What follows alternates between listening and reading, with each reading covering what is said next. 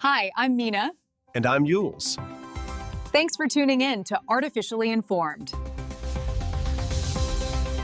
Okay, let's unpack this. If there was one overarching, defining theme for the past 7 days across every domain we cover, science, technology, geopolitics, Right. it wasn't just change, it was velocity, Just pure speed. unprecedented speed.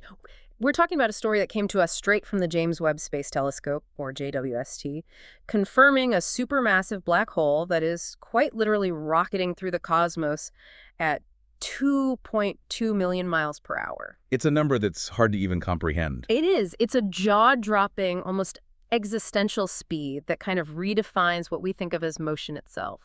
And what's truly fascinating is how that cosmic velocity is, in a way, mirrored right here on Earth. We're seeing this incredible technological acceleration, AI tools that can generate high-fidelity videos almost instantly, quantum communication systems suddenly defying the established rules of physics. Right. And that technological speed is now translating directly into the speed of political friction. You mean with things like the fake coup video in France? Exactly. An AI-generated video that even President Emmanuel Macron couldn't swiftly contain. And then you have military escalations happening across the globe at a pace that, frankly, leaves diplomacy struggling to even catch up. So our mission today is really custom-tailored for you, the curious learner. We've sifted through an incredibly dense stack of sources, articles, and research. We're not here for a superficial speed read. We're going to give you the full context and, more importantly, the so what for the most critical, high-impact stories. You're asking the big question. How does the speed of a black hole actually relate to the speed of a deepfake?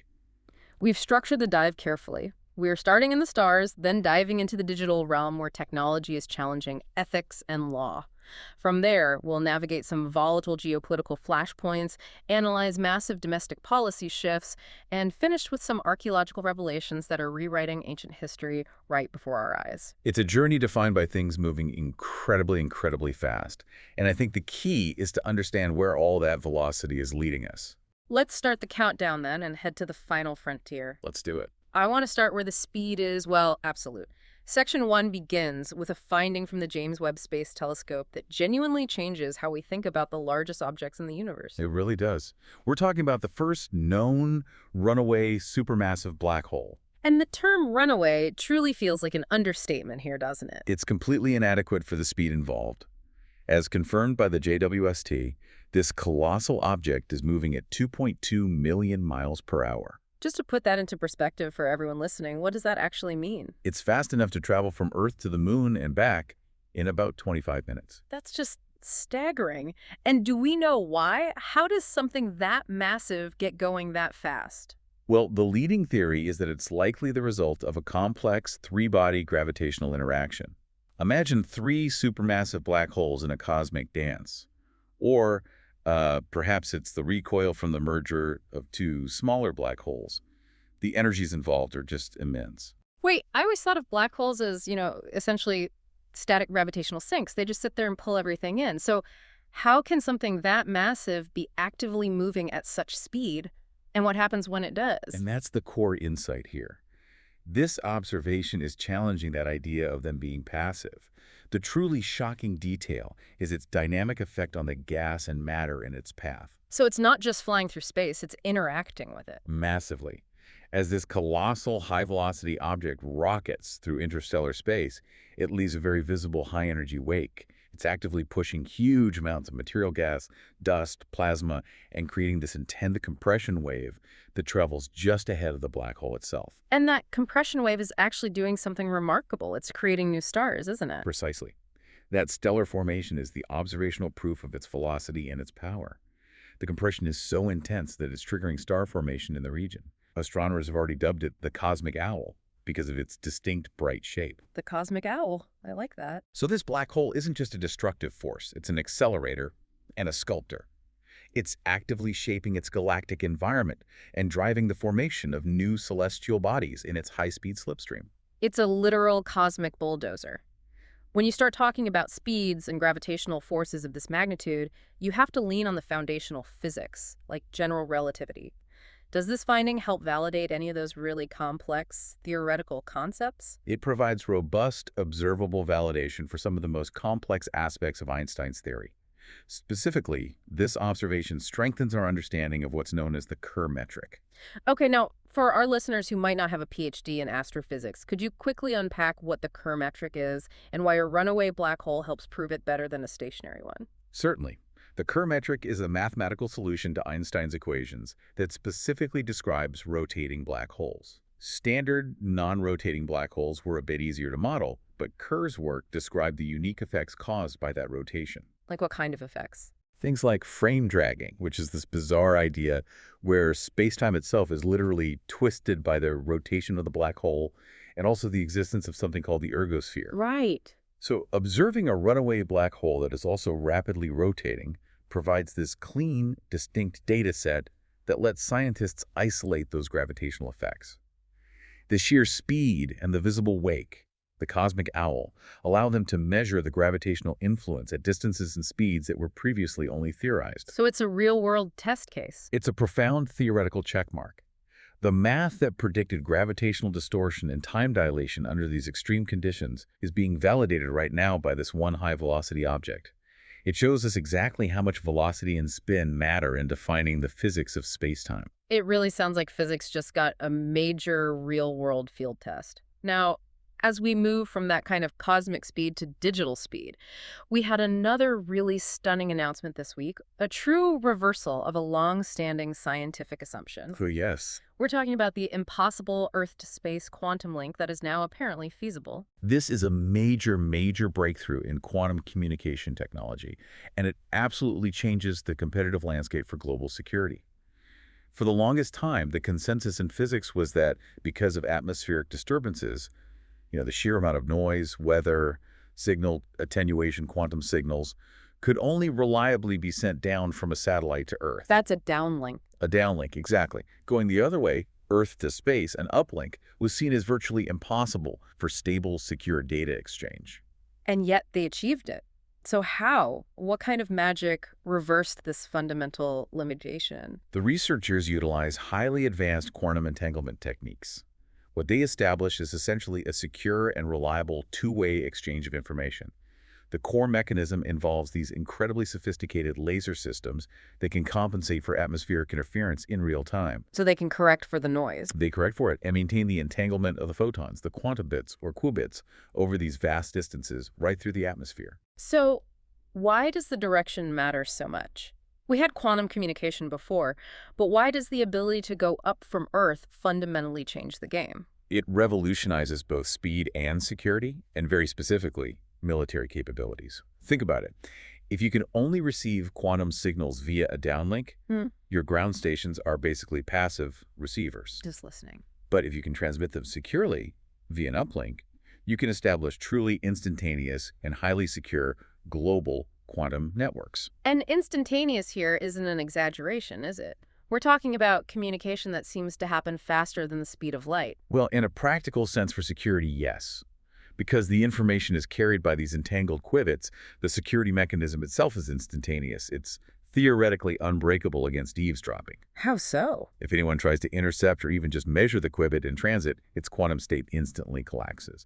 That collapse immediately alerts both the sender and the receiver that there's been a breach. So the act of spying on it destroys the message and rings an alarm bell. Exactly. This capability allows nations to exchange high-value military or intelligence data globally without any geographical limitations, making traditional espionage methods that rely on intercepting radio or optical signals, well, pretty much irrelevant. It's a true quantum leap in ensuring data integrity for global powers. That potential is enormous, but when we fill the near-Earth environment with more satellites, even secure ones, we run headfirst into massive environmental and existential threats, specifically space weather. Yes, and we have a new model that gives us a chilling timeline for disaster. It's being called the crash clock warning. The crash clock, that sounds ominous. It is extremely alarming. This model predicts that catastrophic satellite collisions could occur within just 3 days of a severe solar storm. That's an almost immediate timeline from a solar event to a cascading failure in orbit. 3 days, wow. And the threat isn't just the initial blast from the sun, right? No, it's not the initial electromagnetic pulse. It's the lingering atmospheric effects that are the real danger here. Okay, explain the physics of that for us. How does a storm on the sun cause collisions in Earth's orbit? So intense solar activity, like a powerful coronal mass ejection, dumps a massive amount of energy into our planet's atmosphere. This heats the upper atmosphere, causing it to expand dramatically. You can think of it like inflating a huge invisible balloon around the Earth. And that expanding balloon of atmosphere creates more drag? It significantly increases the atmospheric drag on satellites in low Earth orbit. And these are the satellites we rely on for everything: GPS, weather forecasting, military surveillance, communications. And increased drag means they start falling faster. Exactly. If the storm is severe enough, satellites can lose altitude and maneuverability very quickly, making collision avoidance with all the existing space debris, and with other satellites, nearly impossible in that tight 3-day window. So you have thousands of objects potentially spiraling downward at different rates. It essentially turns low Earth orbit into a high-speed pinball machine. It's a stark reminder of the extreme vulnerability of the infrastructure that modern society completely depends upon. It is a huge, immediate risk that requires serious adaptive leadership. And on that note, we saw the Senate confirm Jared Isaacman as the new administrator for the National Aeronautics and Space Administration, or NASA. Isaacman's confirmation is highly significant right now. He's a billionaire entrepreneur and a private astronaut. Many will know him best for leading the Inspiration 4 mission, which was the first all-civilian spaceflight. So he comes from the commercial side of space. Very much so. His background is expected to heavily enhance public-private partnerships in aerospace ventures. That partnership focus seems crucial given something like the crash clock warning, doesn't it? Absolutely. His mandate is clearly to leverage commercial collaboration to address these accelerated challenges. Everything from space debris mitigation to developing resilient infrastructure that's capable of withstanding severe solar weather. And his confirmation was a long time coming. It was. It concludes a long nomination process, and his focus will be on innovation and bringing agile, commercially minded solutions to NASA's really ambitious goals, including the push to return humans to the moon and plan future Mars missions, all while navigating these growing external threats. We transition now from the literal speed of that runaway black hole to the figurative exponential speed of artificial intelligence. And the speed is dictating market strategy, legal battles, and national security risks. The velocity of generative AI development just this week was, well, staggering. We saw Google launch Gemini Flash, which is now the default model in their Gemini application. And why is that model so significant? It's all about extreme efficiency and speed. It provides a fast, cost-effective way for developers and even everyday users to handle massive-scale tasks like summarizing entire documents or databases almost instantly. It's about making AI faster and cheaper to use at scale. And then Luma AI showed us how that speed translates into creative output with their new tool, the Dream Machine. That's the real illustration of acceleration in content creation. Luma AI's Dream Machine allows users to generate high-quality, continuous video sequences from just a start and end frame. So you give it a picture of a cat and a picture of a dog, and it animates the cat morphing into the dog. Something like that, yes. The innovation here isn't just the quality, which is very high, but the intuitive simplicity. It dramatically lowers the barrier to entry for professional-grade video. So what used to take hours of rendering and editing Can now be accomplished in minutes, if not seconds. The speed of creation has reached a completely new peak. and that ease, that incredible speed of high-quality generation has driven us straight into the ethical and legal minefield we now have to navigate. It starts with a crisis that tested the very fabric of French democracy this week. This was the perfect and frankly terrifying illustration of the danger that deepfakes pose in a crisis scenario. An AI-generated video went viral, falsely claiming a coup d'etat was happening in France. And the quality was convincing. The sophistication was high, and the reach was instant. How viral did this actually get? That single piece of fabricated content racked up over 13 million views globally before the authorities could even begin to contain it.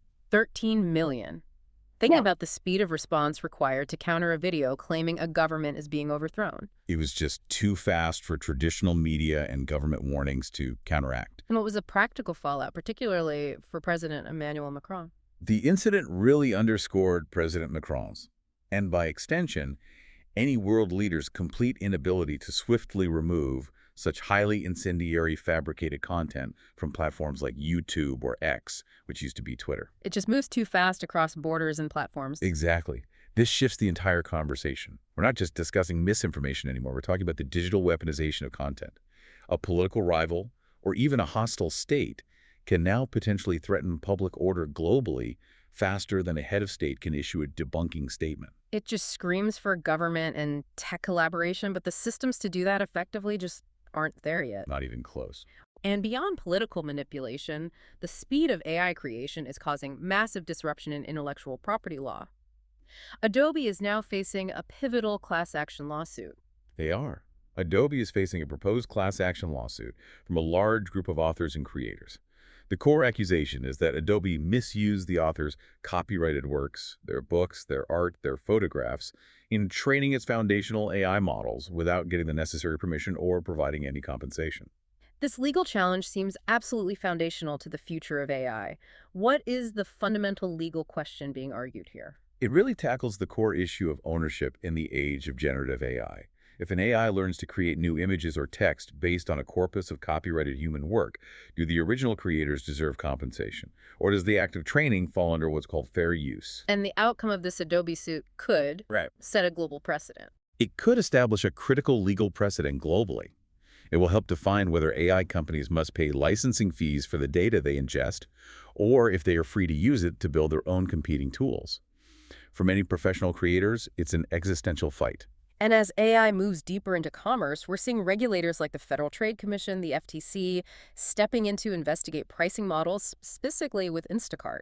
That's the regulatory response to algorithmic speed.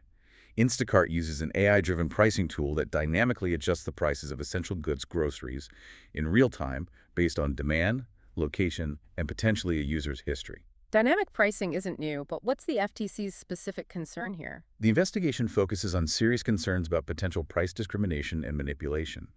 For instance, should an AI optimization model allow a crucial item, say milk or baby formula, to cost significantly more for a vulnerable demographic or in a specific low-income neighborhood just because the AI calculates they are less price-sensitive or have fewer alternatives? That raises profound ethical questions.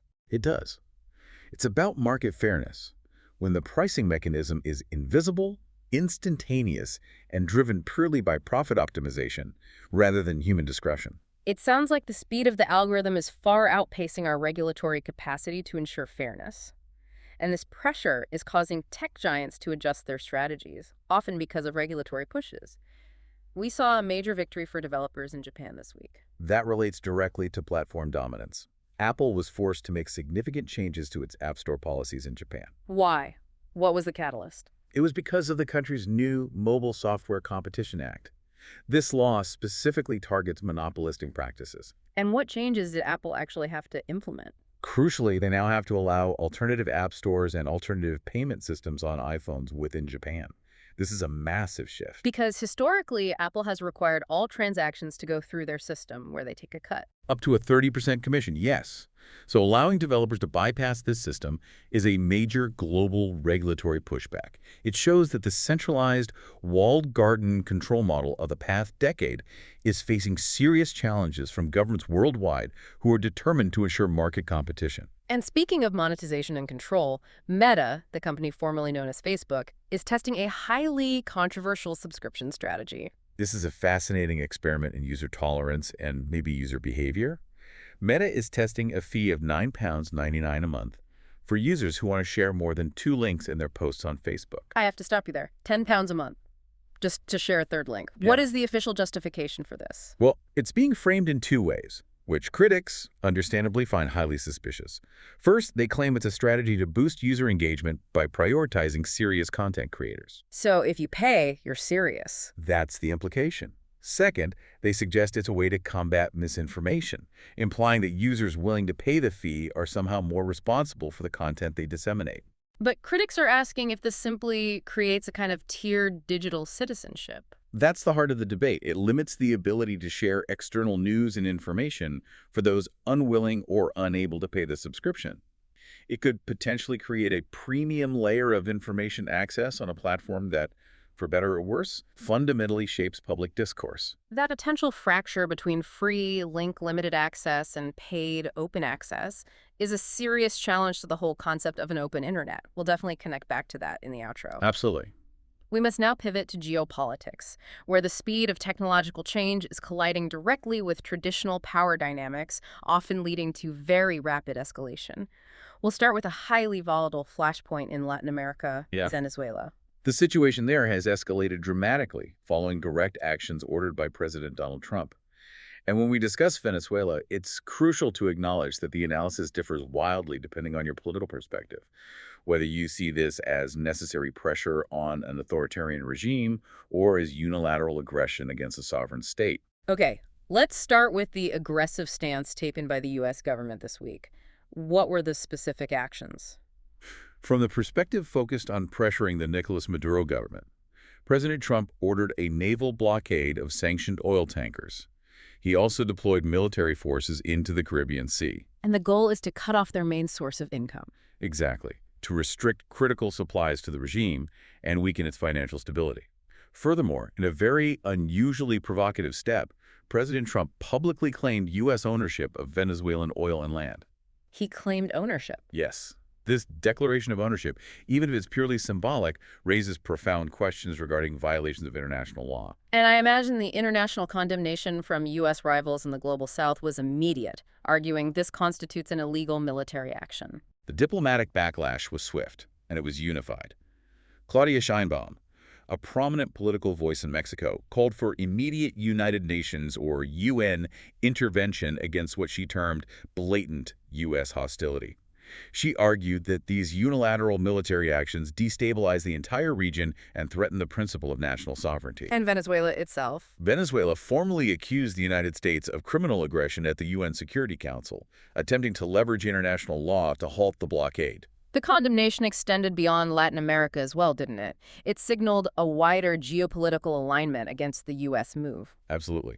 Both Iran and the Cuban parliament condemned the naval blockade as illegal and a clear violation of international law.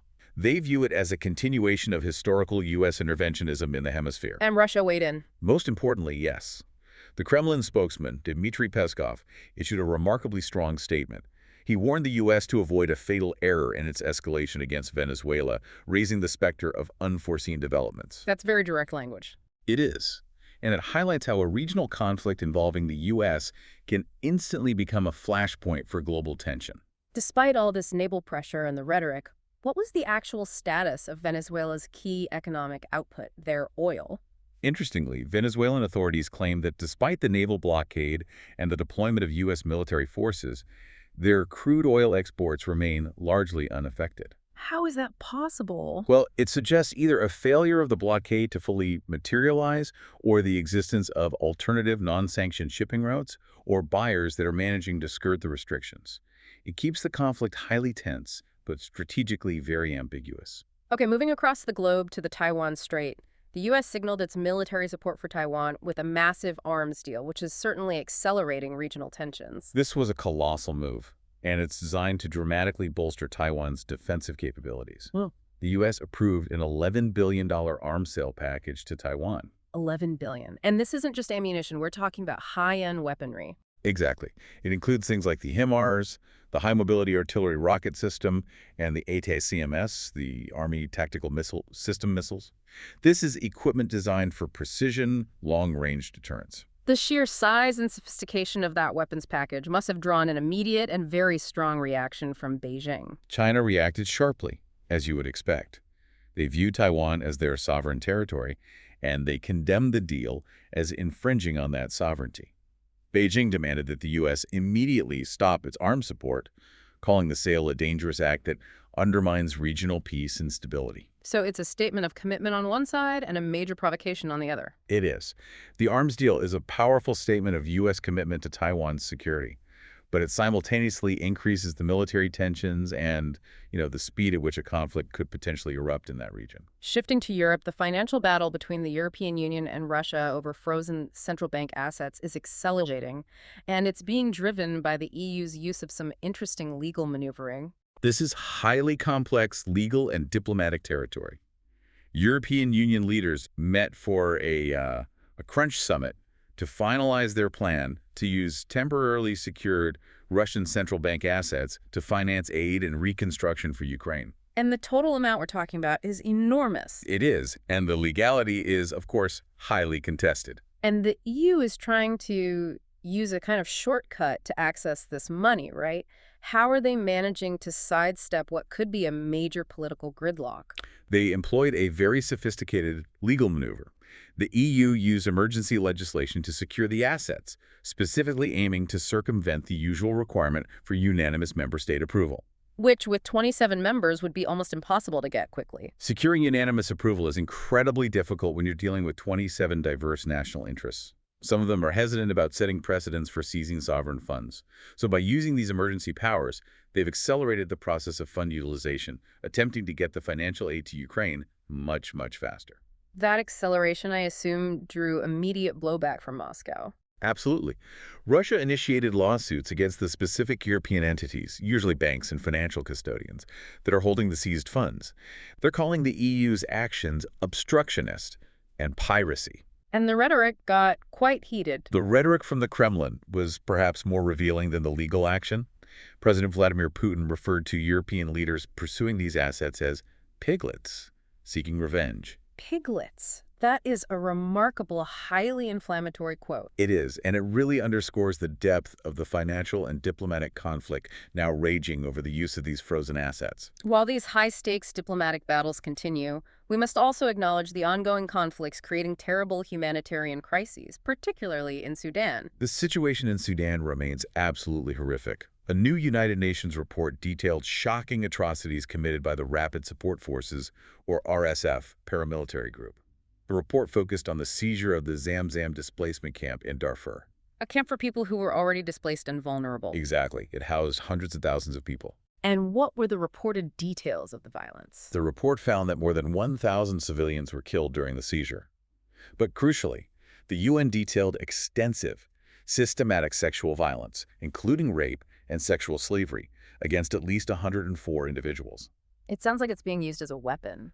The UN rights chief is arguing that this level of atrocity suggests that sexual violence is being strategically employed as a weapon of war to terrorize and control populations.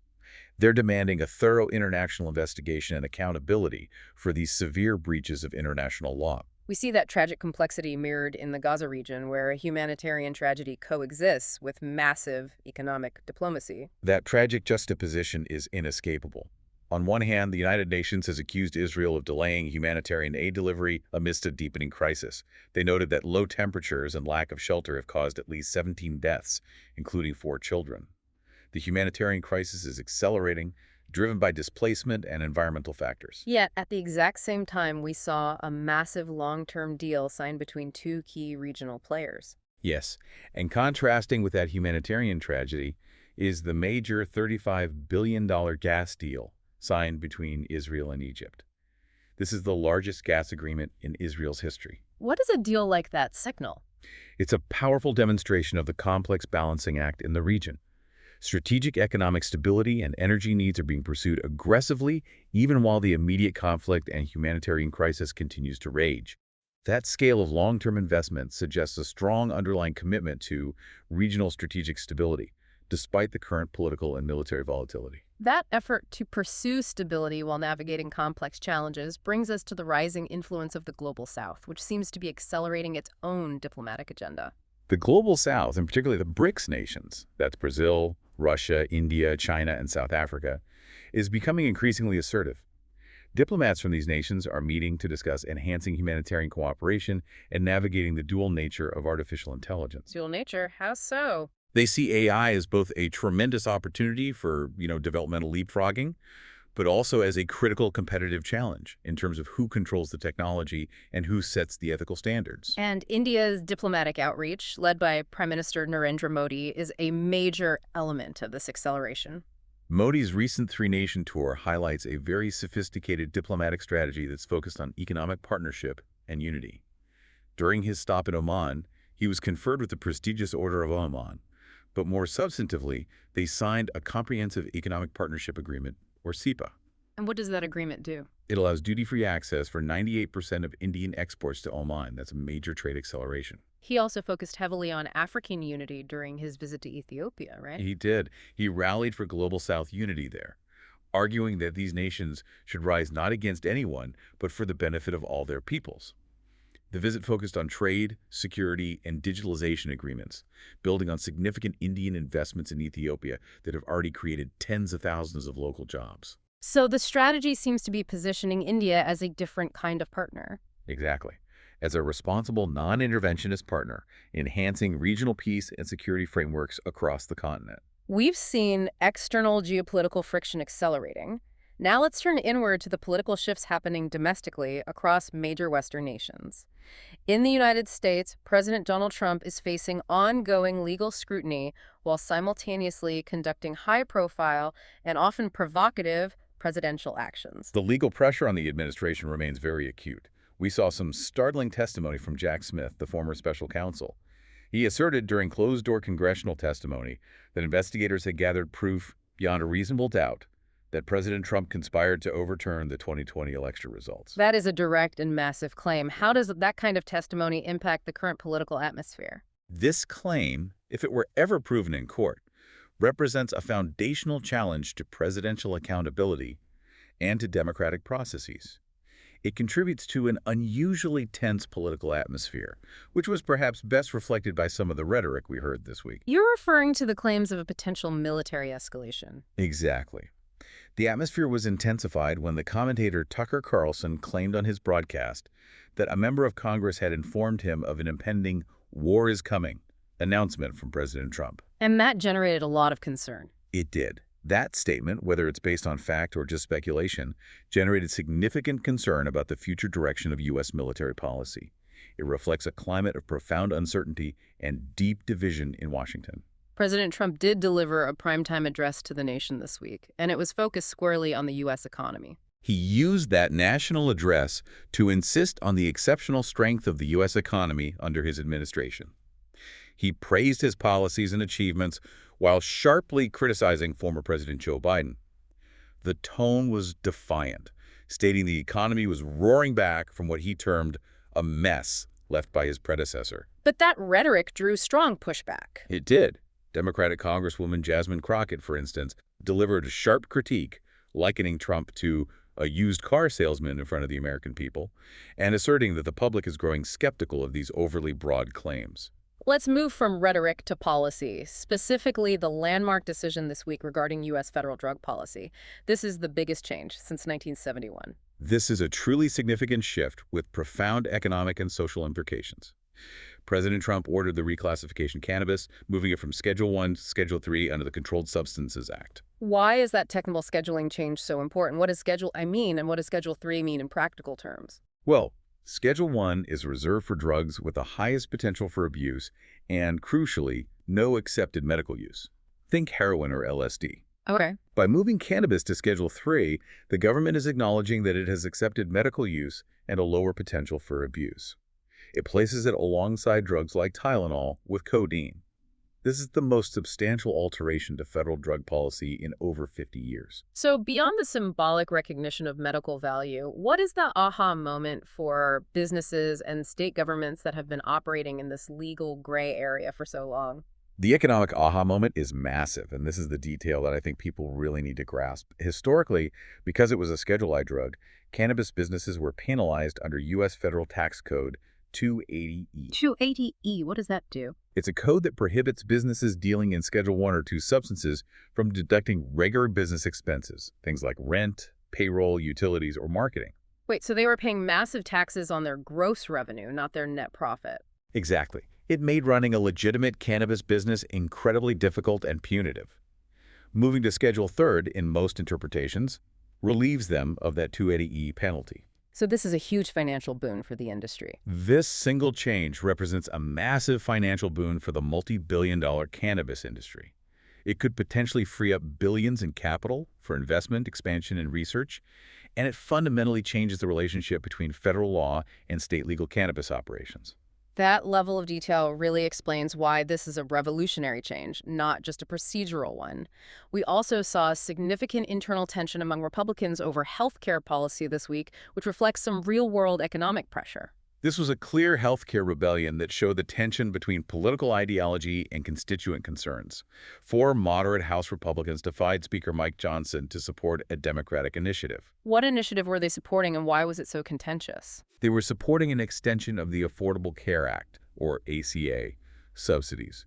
These subsidies are absolutely critical for lowering monthly insurance premiums for millions of Americans. And their dissent was driven by concerns over those premiums going up. Yes. The concern was that if the subsidies were allowed to expire, millions of their constituents would face significant and immediate premium hikes.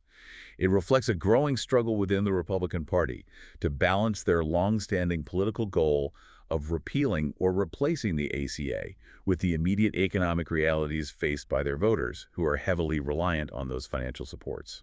Crossing the Atlantic, the UK is grappling with its own domestic justice debates, including a serious challenge to a fundamental legal right, jury trials. This is a core civil liberties concern. Nearly 40 Labour members of Parliament issued a warning to their leader, Sir Keir Starmer, regarding internal proposals that would seek to limit the circumstances under which jury trials are available. Why are they so concerned about this? The MPs argue that limiting jury trials threatens a fundamental legal right that is crucial to the justice system, the right to be judged by your peers. They fear it could erode the principle of justice, particularly for vulnerable individuals or those facing complex charges, where a jury's common-sense perspective is essential. So it's a conflict between efficiency and tradition. It's a deep tension between ambitions for legal efficiency and the preservation of core civil liberties that have been established over centuries. On a more positive note regarding social reform, the UK government is rolling out new educational initiatives that are aimed at tackling misogyny. This is a significant structural commitment. A new government initiative in England is implementing specific, mandatory educational courses for boys in schools aimed explicitly at combating misogyny and violence against women and girls. So it's a proactive measure. Very much so. It seeks to promote gender equality and respectful behavior from a young age, signaling a serious top-down attempt at achieving long-term cultural change rather than relying solely on post-incident prosecution. Finally, in Europe, we saw a key ruling on Denmark's controversial ghetto law, which challenges some national identity policies. Yes, the European Court of Justice, or ECJ, ruled that Denmark's ghetto law may be discriminatory. This law is highly controversial. It limits public housing in neighborhoods where the population consists of over 50% residents who are classified as non-Western. The Danish government has consistently framed this law as a means of promoting integration, not discrimination. How did the ECJ counter that argument? While the intent might be framed as integration, the ECJ emphasized that Danish courts must now determine whether the criteria, using that term non-Western, unfairly disadvantages individuals based on their ethnic origins, rather than, say, economic status or language fluency. So it puts the focus back on the impact, not the intent. Exactly. And this decision reignites a significant and painful debate across Europe about immigration, assimilation, and the potential for housing and social policies to unintentionally or intentionally institutionalize ethnic discrimination.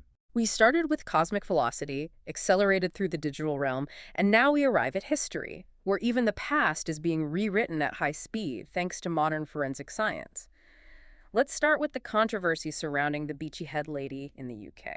This is a really powerful illustration of how dynamic the field of archaeology is and how easily historical narratives can be influenced by initial assumptions. For years, the ancient skeleton known as the Beachy Head lady, dating back about 1,000 to 2,000 years, was celebrated as potentially the first Black Briton. And that was based on what? On physical anthropology and initial research that suggested she had North African origins. And that identification became part of the established historical narrative, but that story has now been directly challenged by new technology. It has been fundamentally overturned. Recent advanced DNA analysis, we're talking modern forensic genomics, has delivered a starkly contradictory finding. The newer research suggests that based on high-resolution genetic data, she was a local white woman from Sussex. That is a complete 180-degree turn in a historical identity. It highlights the complexity of ancestry and migration narratives. It shows how assumptions, even well-intentioned ones based on limited early data, can become baked into the historical record, only to be swiftly overturned by the cold, hard data of modern science. It doesn't mean ancient Britain wasn't diverse, but it changes this one story. Exactly. It doesn't detract from that broader fact, but it definitely changes the specific story of this single individual, forcing historians to recalibrate their understanding of early British demographics. And modern forensic science isn't just correcting older assumptions, it's revealing entirely new details about ancient societies, almost like a form of time travel. Tell us about the discovery of owls in Denmark. This is truly forensic archaeology. Researchers discovered a single 2,000-year-old fingerprint that was perfectly preserved on a wooden plank from a boat. A fingerprint. A single fingerprint. And this boat was associated with a group of sea raiders who attacked the island around the 4th century BCE. A single visible 2,000-year-old fingerprint. That's just incredible preservation. It is. The integration of modern forensic techniques, which are usually reserved for solving modern crimes, is now crossing over into deep history. So what can they do with it? By analyzing this print alongside the boat's structural material and hopefully cross-referencing it with other biological samples found at this site, researchers aim to map the genetic legacy and movements of these ancient Northern European societies. It's essentially putting a name and a genetic profile to an ancient crime scene. That's a perfect way to put it. It offers the hope of unlocking the identity and origins of these enigmatic maritime raiders with a specificity that was unthinkable even a decade ago. Moving to modern culture, the way we consume major global events is changing fundamentally, driven by that digital acceleration we discussed earlier. And we saw a landmark decision. The Oscars are going digital. This is a massive shift that really signals the end of an era. The Oscars streaming rights are moving from the TV network ABC, where they have been for over 50 years, to YouTube, starting in 2029. And this is a strategic response to declining TV ratings. A direct response to rapidly declining traditional television ratings. So what's the main goal of this platform pivot? It's aimed squarely at reaching a younger, more global, and crucially more diverse audience that primarily consumes media online. It's an embrace of the digital-first viewing experience, leveraging YouTube's massive international reach to maintain relevance and advertising revenue in a very fragmented media landscape. It just shows that even the most venerable Hollywood institutions have to adapt to the speed of digital consumption. They have no choice. On the opposite end of the spectrum, we saw a recent cultural incident involving racism that quickly escalated into diplomatic concern.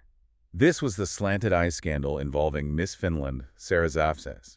She was stripped of her title after posting a racially offensive photo on social media. The incident immediately triggered diplomatic concern from Japan. Diplomatic concern from Japan's government, that's a very serious reaction to a beauty pageant controversy. Indeed. Japan's chief cabinet secretary expressed deep official concern regarding the nature of the photo. And the controversy escalated when far-right members of Finland's Finns Party shared similar images in what they claimed was a show of solidarity for Jazaev. So that forced the Finnish government to react. It did.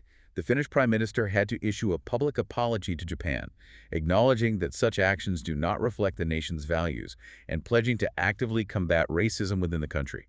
It just shows how quickly a local cultural insensitivity can accelerate into an international diplomatic incident in the age of global social media. Finally, we turn to some tragic incidents that demand accountability, starting with the devastating crime involving youth violence in the UK. The tragic murder of 9-year-old Aria Thorpe has brought profound grief and community reflection. She was described by her family as vibrant and joyful. The police investigation has led to the charging of a 15-year-old boy. And this has sparked broader conversations. It has. This incident has sparked painful but necessary conversations about youth violence, mental health, and the safety of children in increasingly complex communities across the UK. And a terrifying case of a severe betrayal of trust in the French medical community concluded with a life sentence. Frédéric Péchier, a French anesthetist, was sentenced to life in prison. He was convicted of poisoning 12 patients, though he had targeted over 30 victims in total. How did he do it? By deliberately contaminating intravenous infusion bags during procedures. This case is a horrifying example of extreme medical malpractice and a profound betrayal of the public trust placed in healthcare professionals. Péchier has declared his intention to appeal the decision, but the sentencing underscores the commitment to severe accountability within healthcare systems when safety is compromised. What a remarkable sweep this has been, and it's all been defined by speed. From the incredible velocity of cosmic phenomena, that runaway black hole at 2.2 million miles per hour, to the speed of technological development, like AI generating high-quality video in seconds. And the achievement of secure quantum communication links between Earth and space, reversing what we all thought was impossible. And we saw that exponential growth mirrored in the political and social sphere. The speed of digital manipulation is directly accelerating geopolitical friction, whether it's over U.S. oil claims in Venezuela, the arms deals in the Taiwan Strait, or the intense legal gymnastics in the European Union to seize Russian funds. The pressure is coming from all sides, and it's coming fast. It shows that even history is being rewritten in real time. That's confirmed by the Beachy Head lady DNA findings that challenge long-held assumptions and those ancient forensic discoveries in Denmark. The necessity of being informed thoroughly and quickly about not just the what, but the implications of these changes has never been clearer. Because the pace of change will not slow down. Not at all. And we've seen two really contrasting trends in the digital economy converge this week. On one hand, global regulatory pressure forced Apple to allow alternative app stores and payment systems in Japan. That's a move towards decentralization, towards breaking up monopolies. But on the other hand, Facebook is simultaneously charging users a monthly fee, that £10, just to share more than 2 links in a post. That's centralizing control over information dissemination. So what does this juxtaposition of regulation and monetization ultimately mean for us? Well, this raises an important question for you, the learner, to think about. As governments successfully push back against tech monopolies by demanding open access and competition, are the tech giants responding by simply creating new forms of economic stratification? A different kind of wall. Exactly. Does the future of the internet risk becoming fractured between a controlled, paid access layer for those who can afford premium information exchange and a decentralized but potentially limited and unregulated ecosystem for everyone else? Is deregulation inadvertently accelerating the creation of a tiered, paid access digital landscape? Something worth pondering as you navigate the velocity of the week ahead. You're enjoying Artificially Informed. Hit subscribe and share it with a friend. From the left, the right, and straight from the algorithm. Thank you.